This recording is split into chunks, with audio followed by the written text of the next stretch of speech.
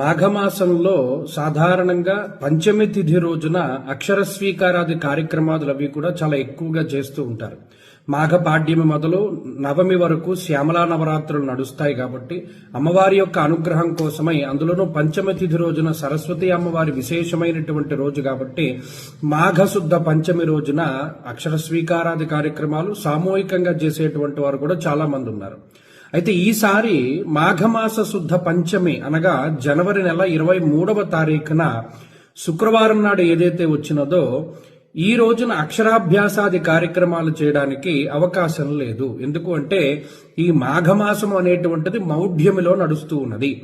ఈ శుక్ర మౌఢ్యమిలో భాగంగా శుక్రుడు బలహీనంగా ఉన్నప్పుడు, శుక్రుడు అస్తంగతులై ఉన్నప్పుడు లేదా అస్తమించి ఉన్నప్పుడు అక్షర స్వీకారాది కార్యక్రమాదులవి చెయ్యకూడదు అని చెప్పి మనకి ముహూర్త దర్పణము, ముహూర్త చింతామణి ఇత్యాది గ్రంథాల్లో చాలా స్పష్టంగా చెప్పబడి ఉన్నది.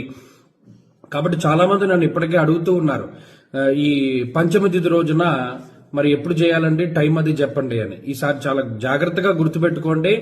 ప్రతి ఒక్కరికి అక్షరాభ్యాసం అనేటువంటిది చాలా ముఖ్యము. అది మౌఢ్యమిలో అసలు చెయ్యకూడదు. చేస్తే దానివల్ల విద్యాభ్యాసం మీద దాని యొక్క ఇంపాక్ట్ ఉంటుంది. కాబట్టి ఉత్తరాయణ పుణ్యకాలంలో చాలా మంది ఎక్కువగా చేసేటువంటిది అక్షర స్వీకారాలు, ఉపనయనాది కార్యక్రమాలు.